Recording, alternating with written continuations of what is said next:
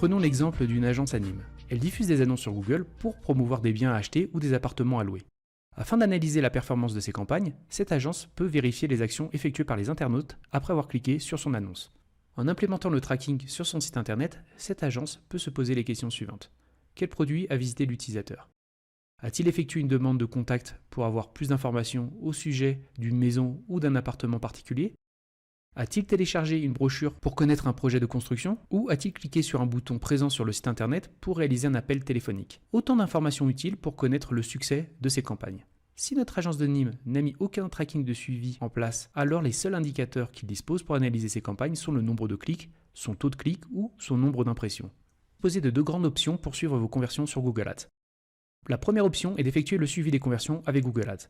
Et la seconde option est d'importer vos conversions depuis Google Analytics. Dans cette vidéo, nous allons nous intéresser à la première option, effectuer le suivi des conversions avec Google Ads. Tout d'abord, qu'est-ce que le suivi des conversions Google Ads? Disponible gratuitement, le suivi des conversions est un outil qui va vous permettre de suivre les interactions d'un internaute après avoir cliqué sur votre annonce.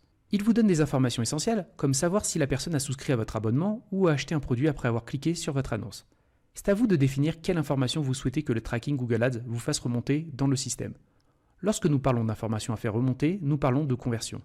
Google vous propose de suivre différentes conversions sur votre site internet. Vous avez premièrement les actions effectuées sur votre site web. Ces actions peuvent représenter une inscription, un achat ou la demande d'un devis. Ces actions sont réalisées par les utilisateurs sur votre site web.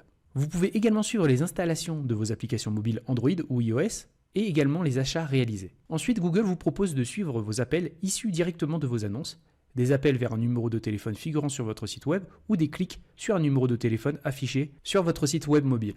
Et pour terminer, vous pouvez également importer des conversions de différentes sources telles que Google Analytics ou Salesforce dans Google Ads. Comment fonctionne le suivi des conversions Google Ads?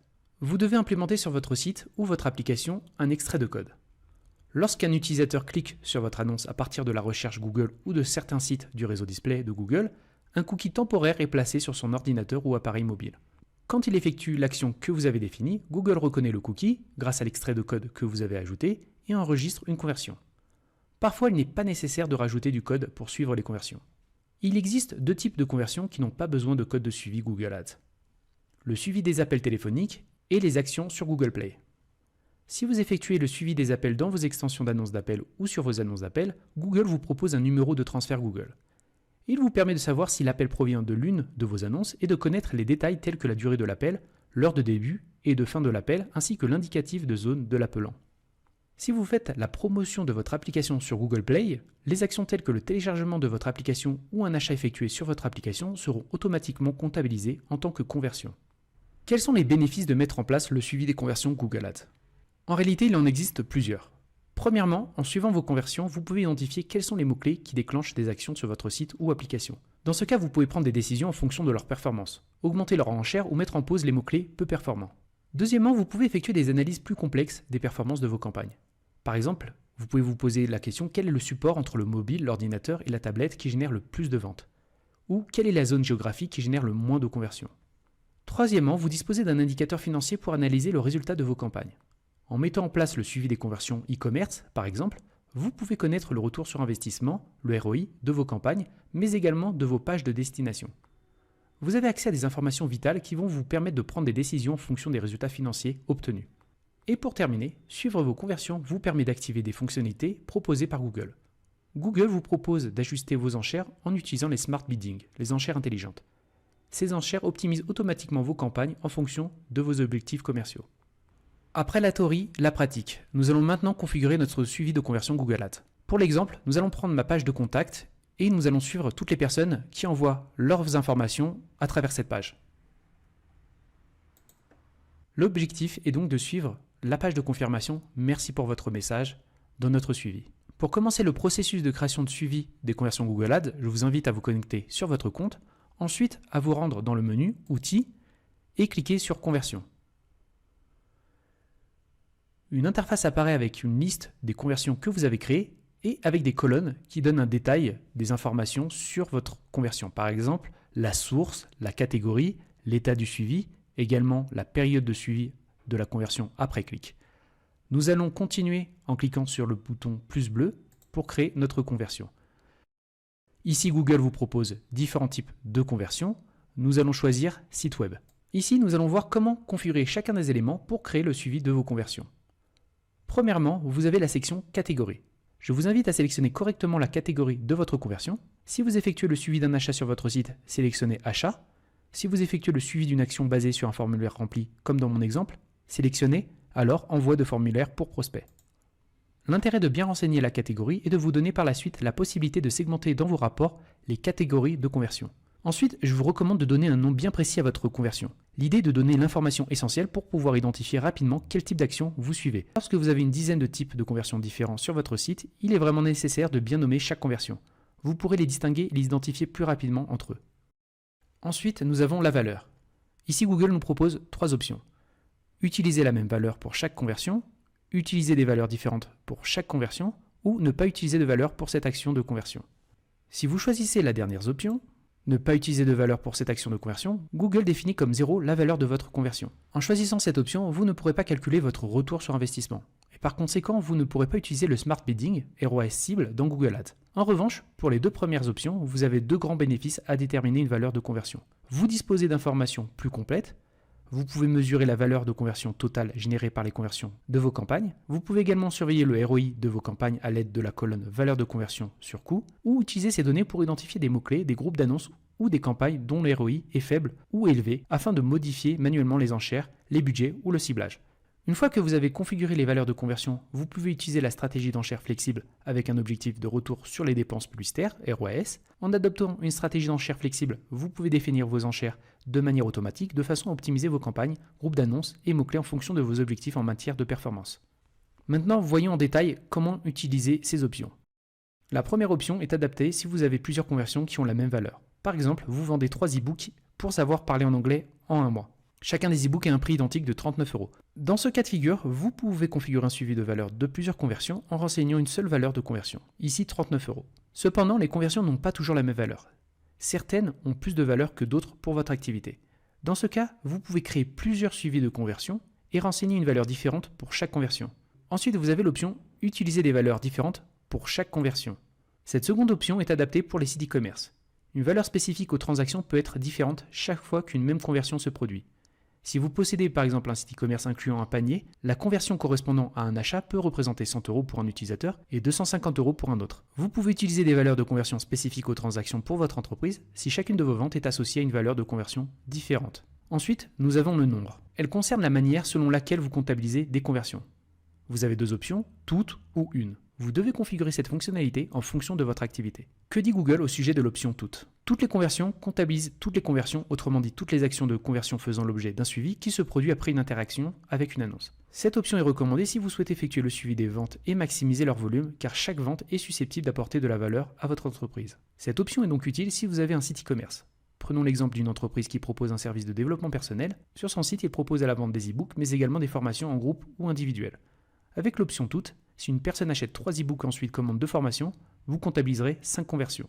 Ensuite, nous avons l'option 1. Une nouvelle fois, que dit Google à ce sujet ? Une seule conversion ne comptabilise qu'une seule conversion par clic sur votre annonce. Cette option est recommandée si vous êtes plutôt intéressé par un certain type de prospect que par le nombre de ventes enregistrées. En effet, un seul prospect par clic sur votre annonce est susceptible en général de générer de la valeur pour votre entreprise. Dans ce cas, c'est intéressant pour toute entreprise qui font de la génération de leads de cocher cette option. Pourquoi ? Prenons l'exemple d'une entreprise qui propose des devis pour de la rénovation de maison. Si une personne remplit 2 fois le formulaire pour obtenir un devis sur de la rénovation de murs d'extérieur et 3 fois le formulaire pour un devis pour l'aménagement d'un nouveau sol, il comptabilisera uniquement 2 conversions avec l'option 1 au lieu de 5 conversions avec l'option toutes. Parfois, les visiteurs sur votre site peuvent remplir plusieurs fois un même formulaire en modifiant uniquement certaines valeurs. Dans notre exemple, le visiteur peut remplir 2 devis de rénovation de murs d'intérieur et changer à chaque formulaire une valeur, par exemple la surface à rénover. Pour éviter de générer dans ces rapports des conversions avec des doublons, je vous recommande de cocher cette option 1. En revanche, attendez-vous à voir vos coûts par conversion augmenter si vous modifiez cette option pour une conversion existante. Ensuite, nous avons la période de suivi de la conversion après clic. Elle correspond à la durée d'enregistrement d'une conversion suite à une interaction avec une annonce. Par exemple, vous avez défini une période de suivi des conversions de 40 jours. Si un utilisateur clique sur votre annonce, puis remplit un formulaire 15 jours plus tard, cette action est comptabilisée comme une conversion. Ce n'est pas le cas si la conversion est réalisée 52 jours après le clic sur l'annonce. Dans ce cas, il est important d'analyser votre cycle d'achat de vos clients. En fonction de votre activité, il peut être plus ou moins long. Dans des secteurs où le client nécessite plusieurs mois pour se décider, je vous recommande de sélectionner le maximum de jours, c'est-à-dire 90 jours. Il est important de bien choisir sa période, car elle va avoir une répercussion sur l'analyse de vos rapports de conversion. Si vous êtes dans un secteur où le parcours d'achat est long, alors vous enregistrez des mauvais résultats sur le court terme. Concrètement, une personne peut cliquer sur votre annonce, mais sans effectuer une conversion, et puis convertir uniquement dans 3 mois. Prenez cela en compte lors de vos reportings. Ensuite, nous avons la période de suivi des conversions après affichage. Elle correspond à la durée d'enregistrement d'une conversion après affichage suite à l'impression d'une annonce. Une conversion après affichage est comptabilisée lorsque l'utilisateur réalise une conversion suite à l'impression de votre annonce, et non pas après avoir interagi avec celle-ci. Par défaut, la valeur est de 1 jour. Vous pouvez laisser cette valeur par défaut pour vos campagnes search. En revanche, pour des campagnes de branding, campagnes pour renforcer votre notoriété, telles que des campagnes display ou des campagnes vidéo sur YouTube, je vous recommande de choisir plusieurs jours, voire plusieurs semaines pour la période de suivi des conversions après affichage. Effectivement, avec les campagnes branding, il peut être intéressant de voir l'impact des conversions sur les utilisateurs qui ont uniquement visualisé vos annonces, vidéos ou images. Ensuite, nous avons l'option « Inclure des conversions ». Ce paramètre vous permet d'indiquer si vous souhaitez ajouter des conversions aux colonnes « Conversion » et « Valeur de conversion ». Si vous le décochez, les données concernées seront toujours incluses dans la colonne « Toutes les conversions ». Ici, vous pouvez observer les colonnes « Conversion » et « Toutes les conversions » pour des campagnes search. La colonne « Conversion » représente l'ensemble des conversions qui ont un impact pour l'activité, un formulaire rempli, un devis réalisé. Elle affiche 2249 conversions avec un taux de conversion de 1,44%. La colonne Toutes conversions représente toutes les conversions à forte valeur ajoutée, mais également d'autres conversions moins stratégiques, telles que les abonnements à la newsletter ou des clics sur la fiche Google My Business. Ici, nous atteignons quasi 5000 conversions, pour un taux de conversion de 3,12%. Le résultat est bien meilleur avec la colonne Toutes les conversions. Son coût par conversion est 2 fois plus bas. Toutefois, la colonne Toutes les conversions ne représente pas un indicateur fiable à suivre, puisqu'elle inclut des conversions parfois peu pertinentes. Cochez uniquement la case Inclure conversion si cette action est importante pour votre activité. Et pour terminer, nous avons le modèle d'attribution. Les modèles d'attribution vous permettent de déterminer le crédit accordé à chaque clic pour vos conversions. Vous pouvez attribuer le crédit au premier clic de l'utilisateur, au dernier clic ou à une combinaison de plusieurs clics. Avec le dernier clic, Google attribue tout le crédit de la conversion à la dernière annonce sur laquelle l'utilisateur a cliqué. Avec le premier clic, Google attribue tout le crédit de la conversion à la première annonce sur laquelle l'utilisateur a cliqué. Le modèle linéaire répartit équitablement le crédit de la conversion entre tous les clics du chemin de conversion. Le modèle d'attribution, avec dépréciation dans le temps, attribue davantage de crédits aux clics qui sont chronologiquement les plus proches de la conversion. Le modèle d'attribution basé sur la position attribue 40% de crédit au premier clic et au dernier clic et répartit les 20% restants entre les autres clics. De manière générale, je vous recommande de ne pas utiliser les deux premiers modèles, dernier clic et premier clic, mais plutôt de choisir entre les modèles suivants, linéaire, le modèle d'attribution avec dépréciation dans le temps, ou le modèle d'attribution basé sur la position. Lorsque vous avez terminé de configurer votre conversion, vous pouvez cliquer sur Créer et continuer. Vous disposez de 3 options pour intégrer votre balise Google Ads. Ici, Google vous propose de rajouter manuellement le code JavaScript dans votre page internet. Toutefois, avant de rajouter sur votre site web le code pour effectuer le suivi de la conversion que vous avez paramétré à l'étape précédente, vous devez installer sur toutes les pages web de votre site la balise Global Site Tag. Si ce n'est pas encore fait, cochez la première option, ensuite copiez la balise indiquée et collez-la entre les balises Aide de toutes les pages de votre site. Si vous l'avez déjà fait, il vous suffit de cliquer dans ce cas sur la troisième option. Ensuite, Google vous propose d'implémenter l'extrait d'événement. L'extrait d'événement effectue le suivi des actions qui doivent être comptabilisées en tant que conversion grâce au Global Site Tag. Google vous propose 2 manières de suivre vos conversions, le chargement de page ou le clic. Si vous choisissez le chargement de page, Google comptabilise une conversion lorsqu'un utilisateur charge une nouvelle page, par exemple lorsqu'une personne arrive sur la page de confirmation d'achat d'un e-book pour parler en anglais en un mois. En revanche, si vous effectuez le suivi avec les clics, alors Google comptabilise une conversion lorsqu'un utilisateur clique sur un bouton ou un lien. Par exemple, vous pouvez effectuer le suivi lorsqu'une personne clique sur le bouton commander du produit de l'e-book pour parler en anglais en un mois. À chaque fois, Google vous fournit le code correspondant que vous devez copier-coller dans le code source de votre site internet pour effectuer le suivi. Une autre option est d'envoyer la balise par email. Dans ce cas, elle reprend les étapes de la première option. Il suffit juste ensuite de renseigner une adresse email et de l'envoyer. Maintenant, ce qui nous intéresse, c'est la troisième option, utiliser Google Tag Manager. On peut voir une liste d'instructions données par Google. Premièrement, Google va nous demander d'installer la balise de suivi des conversions Google Ads avec un identifiant de conversion ainsi qu'un conversion label. Pour ce faire, je vais me rendre dans mon interface Google Tag Manager. Avant de poursuivre, assurez-vous de bien installer vos balises Google Tag Manager sur votre site internet. Lorsque c'est fait, rendez-vous dans Balises, cliquez sur Nouvelle, cliquez sur Configuration de la balise. Dans la liste qui s'affiche, cliquez sur Suivi des conversions Google Ads. Vous devez renseigner les champs Conversion ID et Conversion Label. Il suffit juste ici de copier et coller les informations dans votre interface Google Ads. Ne mettez aucune donnée dans les valeurs de conversion ID de transaction ou code de la devise. Ensuite, donnez un nom à votre balise.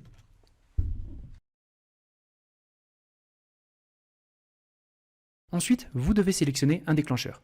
Le déclencheur va être la condition dans laquelle va se déclencher votre balise de conversion Google Ads. Dans notre exemple, nous souhaitons effectuer le suivi uniquement de l'URL de confirmation « Merci pour votre message ». Donc, je vais copier le chemin. Je vais revenir sur Google Tag Manager. Je vais cliquer sur « Déclenchement ». En haut à droite, je vais cliquer sur le bouton « Plus ». Je vais cliquer sur « Configuration du déclencheur ». Je vais sélectionner « Page vue ». Je ne vais pas faire un suivi de toutes les pages vues, mais uniquement d'une page. Donc, je clique sur la seconde option. Dans la liste qui m'est fournie, je vais choisir « Page path » et je vais copier le chemin de mon URL. Je peux donner un nom.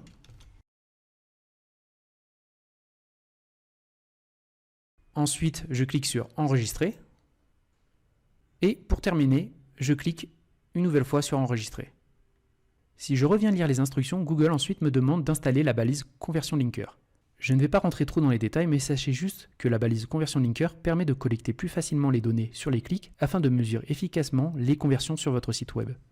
Une nouvelle fois, je me rends sur Google Tag Manager. Dans Balise, je clique sur Nouvelle, Configuration de la balise. Dans la liste, je clique sur Conversion Linker.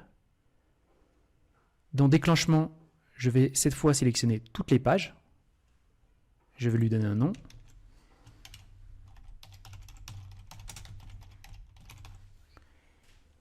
Ensuite, je vais cliquer sur Enregistrer. Une fois nos deux balises créées, il faut maintenant les publier. Donc vous allez cliquer sur Envoyer. Donner un nom à la version.